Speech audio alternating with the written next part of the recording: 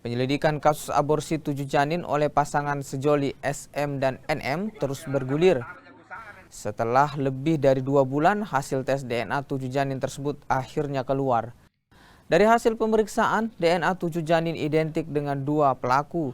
Hal ini sekaligus membantah pernyataan salah satu tersangka yang menyebutkan hanya mengakui 4 dari 7 janin yang digugurkan. Ya benar, kita sudah telah mendapatkan hasil dari laboratorium forensik Mabes Polri terkait hasil tes DNA 7 janin yang pelakunya sementara ditahan di Satreskrim Polrestabes Makassar. Dan hasilnya ketujuh janin itu identik dengan DNA kedua tersangka, sangka laki-laki dan sangka perempuan. Jadi untuk selanjutnya sendiri Konan yang dilakukan? Berarti ini kan mempercepat proses penyidikan di Satreskrim untuk selanjutnya berkas perkaranya segera dikirim ke jaksa penuntut umum.